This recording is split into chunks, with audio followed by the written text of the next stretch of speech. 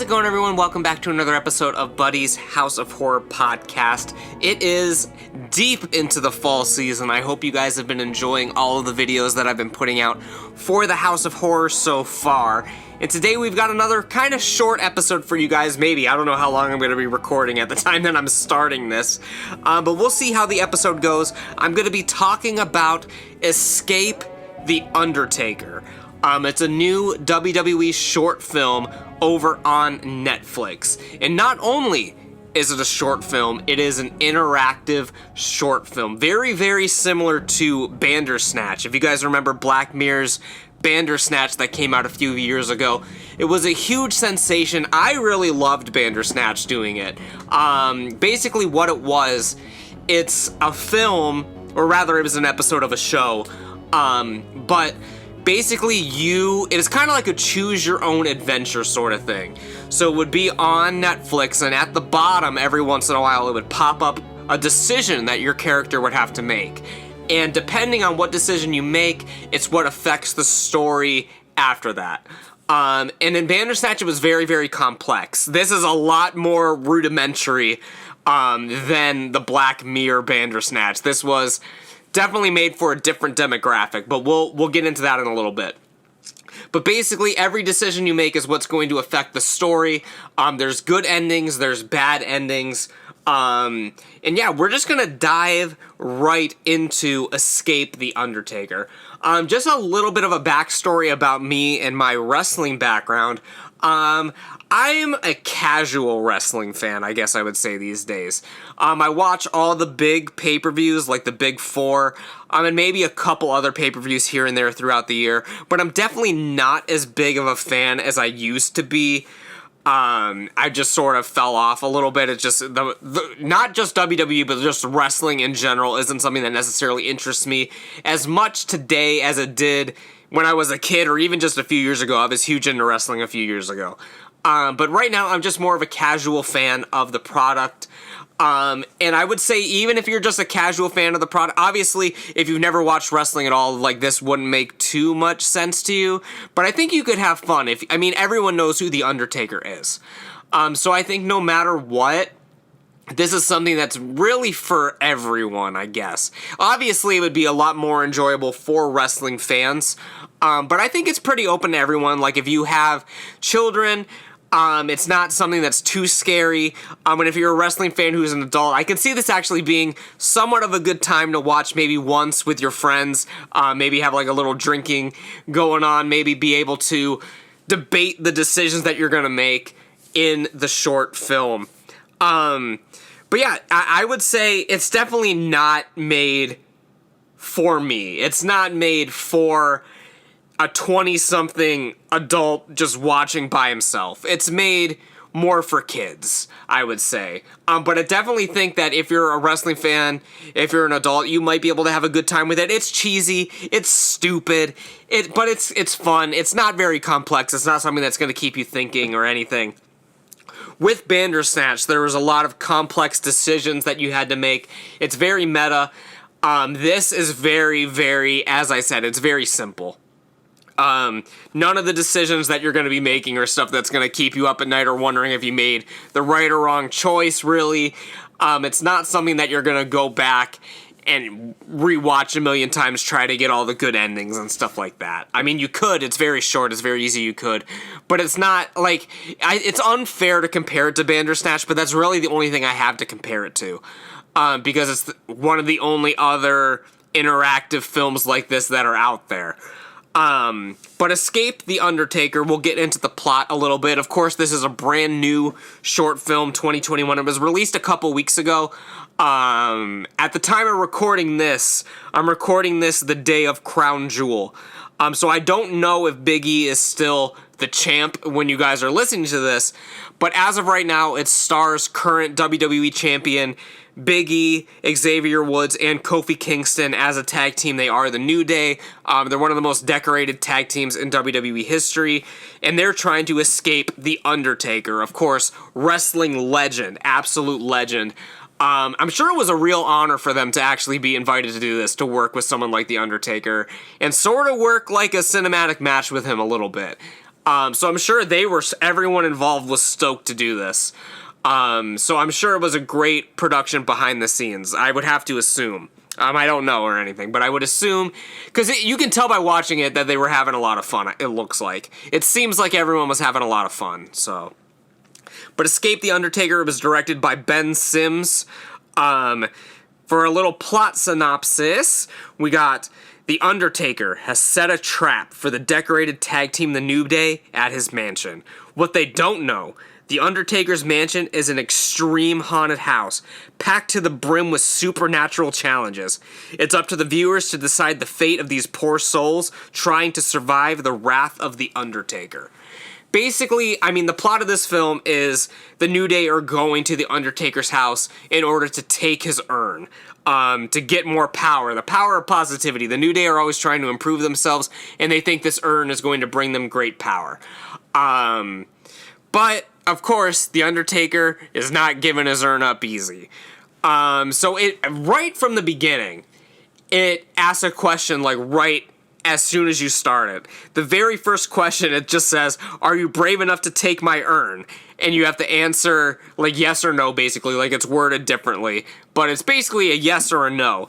If you say no, like, right at the beginning, because I was like, okay, I'm going to say no just to see what happens, because I'm wondering if it just ends here or if it just proceeds normally. If you hit no, it rolls the credits immediately, and it acts like it's over, and the credits aren't real credits, like it's not actually the end of the film. It just says, like, The Undertaker did everything. It says, like, production design, The Undertaker, produced by The Undertaker, costume design, The Undertaker. It just says everything, and then at the very end, it pops up with a big skull, and it says, you're not getting out that easy, and it makes you re-answer the question, I believe. But I just thought that was funny. I thought that was one of the funniest things that happened in the entire thing. Like, literally, you click no, and then it literally just says, like, makeup design, The Undertaker, produced by The Undertaker, directed by The Undertaker. I thought it was really funny.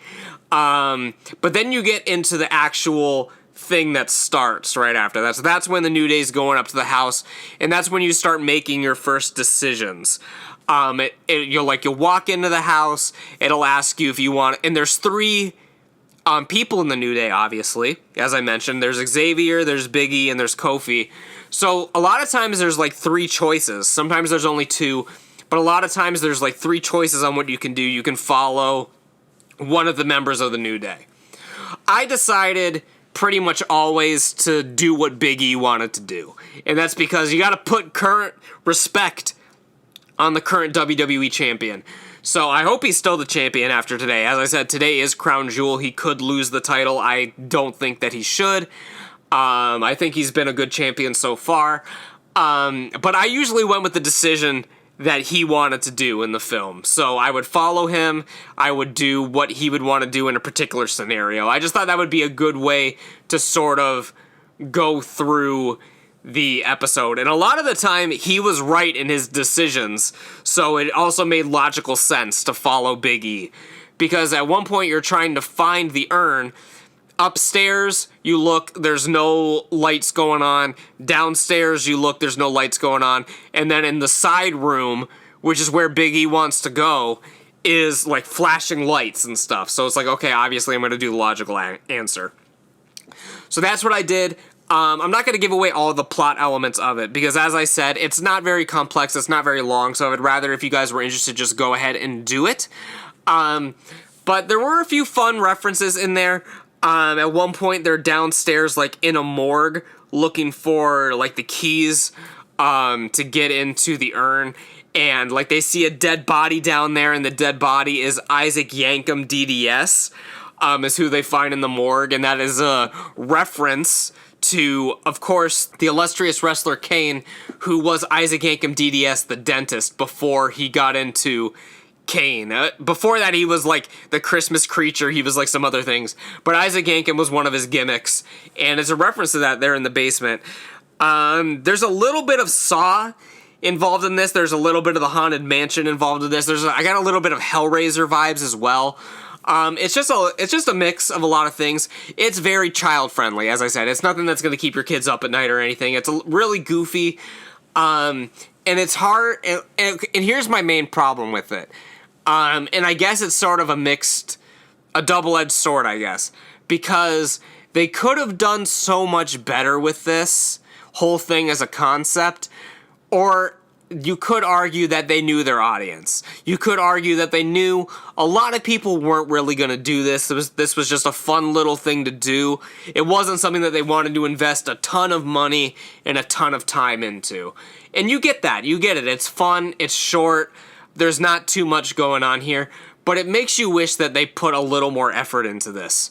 Mainly because, like, as I said, a lot of the decisions, it doesn't really seem like they have much consequence, I guess. And a lot of the decisions are very, very basic and easy. And there's not that many decisions throughout the whole thing. It's about a half hour. And I'd say maybe every 5 minutes or so, you have to make a decision. Which, comparing it to Bandersnatch, again, I apologize for that, but comparing it to Bandersnatch, there's decisions about everything. There's decisions, like, constantly thrown at you, even at, like, basic things. Like, it'll ask you, like, what cereal you want for breakfast. It'll ask you, like, what cassette tape you want to listen to on the bus on the way to school, like, stuff like that. Like, in this, there's only a few decisions that do drive the plot, but I wish there would have been a more, like, silly, like, goofy decisions, like, here and there. It would have fit in with the New Day. Like, the New Day, it would have been great. But again, that adds to your production time because you're shooting all these alternate routes. It adds to your budget. It adds to everything. So I get it. They understood that this isn't going to be a huge phenomenon. They understood that this was just going to be a fun little thing for Netflix. I'm surprised it was on Netflix and not on Peacock, by the way. But they thought it would just be a fun little thing to do, I would imagine. Because I can't imagine they thought this was going to be a big moneymaker or anything. But for what it was, I thought it was fun. There's no real reason to do it unless you're particularly interested in it. Again, I think it could be fun if you got some friends together and did it maybe like once, or if you have kids, you did it with them or something like that. But for the most part, like, I'm glad I did it, but I could have not done it and I would have been completely fine. There's just some stuff in it that's not very interesting. Like, you're just going through the house looking for keys and stuff. There are some funny moments in it. There's some really funny moments in it. Like, so I went through the whole thing. I did it once, got the ending. And then I actually did go back a couple times just to see what some of the alternate routes were like. And there's some funny ones if you make, like, the wrong decisions. There's some funny ones. Like, there's one where you get trapped by the Undertaker. And the Undertaker isn't being particularly spooky or anything. He's literally just walking into a room in his house eating a sandwich. He's eating like a Covergold sandwich, and he sees you and kills you or whatever. It's just kind of funny to see Undertaker, like, in the full outfit and everything, but just doing normal, everyday human things. It's just sort of funny. There's some other funny moments as well in there, but that was probably, besides the opening credits thing, that was the funniest one to me, when Undertaker literally walks in eating a sandwich and kills you. I thought that was great. The ending of the film, it's sort of just like a cinematic match. It's a very clumsy cinematic match between all of the characters fighting. And of course, if you don't make a particular decision in the middle, you're not going to win the fight. So there's a lot of decisions that matter, but they don't really matter because no matter what, it has a happy ending at the end when you do that. The only endings I didn't do were the ones that I could tell were intentionally out there to give you a bad ending. Like the ones that make you give in to the Undertaker. Because those ones I felt like if you choose those, you're pretty much just asking to end it. So I didn't do those ones. I followed like the steps that you're like supposed to take to sort of get like a decent ending. But if you don't make that critical decision in the middle, I'm not going to give away what it is. It can go one way or the other, whether you are able to successfully save everyone or not. But even if you don't, you still get a happy ending. Like no one is heavily consequenced by this. It's just whether or not you get the true, like, good ending, I say, quote unquote, like the good ending where everything works out perfectly. It does require a decision to be made during the middle. So that is really the only decision that really, really matters a lot, besides stuff that makes it end. Because that's the only one that you can make a mistake but still go through to the end. All the other ones, you make a mistake, it ends right there and you have to start over from your last decision. So I would say overall, I mean, again, I wish it was so much more than what it was. But for what it is, it's completely serviceable. It's fine. There's nothing offensive about it. There's nothing wrong about it. It just makes you wish that it was done a little bit better. And some people might wish it wasn't even as done at all. Because I can get the perspective like, well, if you're going to half-ass it, which I don't think they half-assed it, but if you're not going to go something all the way, why even do it? But I appreciate that it exists. It's a fun little thing to do around Halloween time. I'm sure kids would like it. I'm sure it was fun all the way around to produce it. So for me, it's fine in my book. It's not something I'm going to be revisiting every Halloween. It's not something that I'm necessarily going to want to do ever again. But I'm glad I did it the first time. It was an interesting experience. Again, it's really short. It says it's 31 minutes, but depending on like how fast you do or how not so great you do, it could be a little bit longer, a little bit shorter. But overall, again, I wish there were more decisions that you could make. Like, I wish you could decide, like, something, it could be stupid. It could be, like, a stupid decision. Like, you walk up and it's like, oh, do I want the pancakes of positivity or do I want Bootios for breakfast? Just, like, stupid shit like that. Like, I wish there was a little bit more to it, but for what it is, it's fine. From what I recall, there's only, like, 6 or 7 different decisions you make throughout the entire thing. As opposed, again, to something like Bandersnatch where you're making 100, it seems like. You're making, like, 100 different decisions that you have to make. So yeah, it is what it is. It's fine. I think it opens the door for more companies to be making stuff like this. Even, like, if WWE wanted to make more of these, that would be fun. You could get more Black Mirror ones like this. You could do anything, really. Like, I could see Cartoon Network or Nickelodeon doing something like this with some of their properties. Like, if you wanted to do one with, like, SpongeBob, like, that'd be really cool. Or if you wanted to do something on Cartoon Network. Or again, if they wanted to make a new episode of The Twilight Zone, like with Jordan Peele, and do something like that, like, that'd be cool as well. They might say they're copying Black Mirror, but, you know, it's fine. Just anything. I think it opens the door. I hope we get more stuff like this. I think they're a lot of fun. I really enjoyed doing this when I was doing it. I really enjoyed Bandersnatch when I did that. I just think it's fun. I think it's basically a choose-your-own-adventure book or a video game, only it's a film. So for me, it's a lot of fun. This Undertaker one, a little bit of a mixed bag. Again, I thought it could have been a lot better, could have been a lot worse. It's very middle of the road. Very happy that I had the opportunity to experience it. I hope that they do more stuff like this in the future. And yeah, for me, it's great. Like, if they did, like, something with Finn Balor, like, escaping the demon, or maybe the demon is trying to infiltrate the Undertaker's house or something like that. Like, there's so many things that you could do with this, not even necessarily, like, spooky related. Like, as I said, you could do, like, a SpongeBob episode like this or something, you know what I mean? So I think that these are very, very fun. So I enjoy doing it. I don't think I'm ever going to do it again, but I enjoy it for what it is. Have you guys done Escape the Undertaker yet? If anything I said sounds of interest to you, I would say go ahead and check it out. If not, you're not missing too much. You're not really missing anything if you decide not to do it. But if you do decide to do it, I think in the right state of mind and with the right people, you could have a good time with it. And yeah, that's pretty much all I have to say about it. I'm going to wrap this up again, another short episode for you guys. And yeah, so if you guys have been enjoying the House of Horror so far, make sure you go ahead and leave me a rating and a review over on Apple Podcasts. Make sure you're subscribing to the show wherever you're listening to the show. If you're on YouTube, make sure that you give me a thumbs up on this video. Leave me a comment. I have my voicemail number if you guys want to leave me a voicemail. I have Twitter, Facebook, all of that good stuff. It is down in the description below. And I'm going to see you guys back here tomorrow for another episode of the House of Horror. The House of Horror is almost done. October has almost finished. And that's going to wrap this episode up again. Just short little episode for you guys. So, I will see you guys back here tomorrow for another episode from the House of Horror. But until then, you guys take care. And as always, stay spooky.